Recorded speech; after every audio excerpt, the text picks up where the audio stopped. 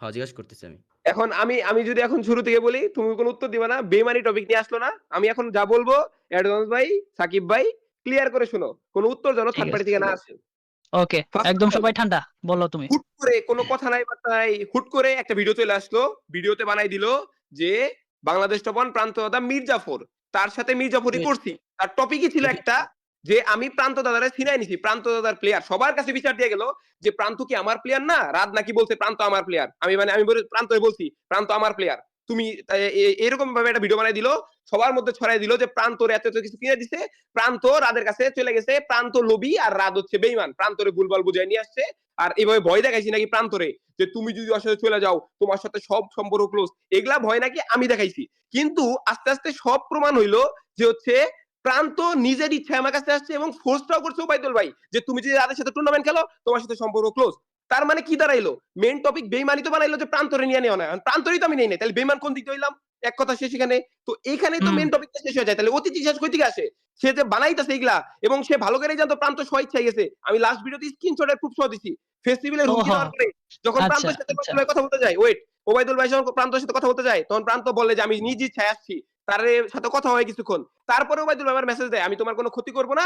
প্রান্ত নিজ ইচ্ছায় গেছে, আমার ভুল ছিল। তাহলে তার ভুল ছিল, সে জানে রাত এনে জড়িত না। তাহলে তুমি প্রান্তরে নিয়ে ভিডিও বানানো দরকার, প্রান্তরে নিয়ে বানাও। তুমি আমারে কেন টানলা? প্রান্তরে নিয়ে বানাইতেছে প্রান্ত আচ্ছা। তোমার সাথে বেইমানি করছে আ কি করে নাই? আমাকে প্রান্ত বলার ক্লিয়ার সুযোগ করে দিল তোমার দেওয়া হলে আমি ভিডিওতে। বলব। এক ১ মিনিট এখন আমি বলি। এখন এই আমাকে না, প্রশ্নটা আমি আমাকে বলি। বলার সুযোগ দিলে আমি বলব আহা একটু।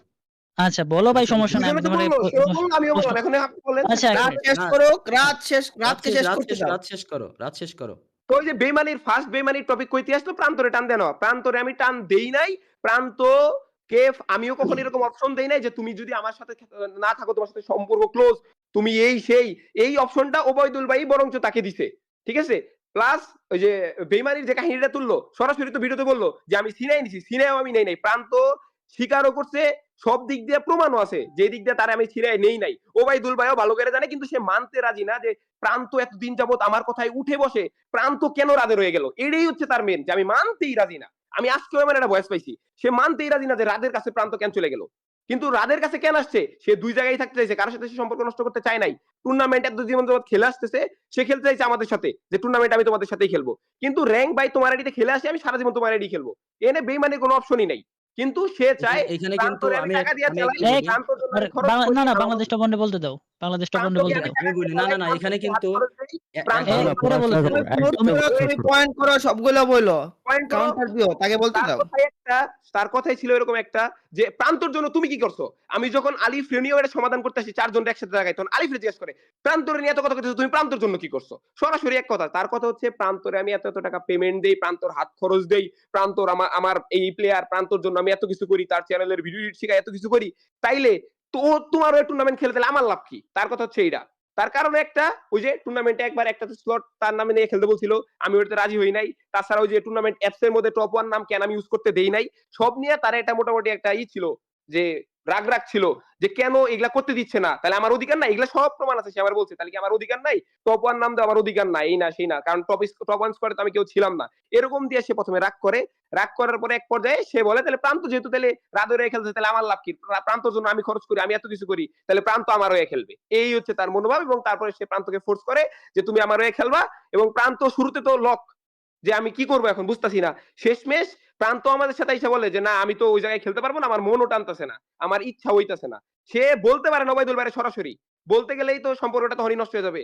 কিন্তু বলতে তো হবে আগে না পরে। তখন চলতেছিল র‍্যাংক পুশের সিজন। একটা র‍্যাংক পুশ করতে গেলে একটা স্কোয়াডে অনেক ইনভেস্টমেন্ট করতে হয়। ঠিক আছে?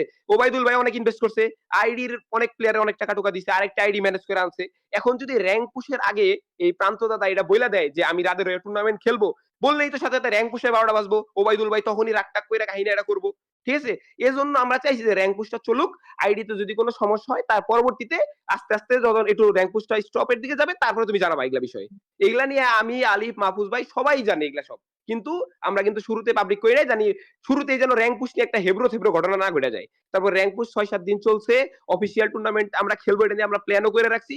ওই টাইমে ওবায়দুল ভাইকে যায়া জানাই যে, "আমি রাদের হয়ে টুর্নামেন্ট খেলবো দাদা।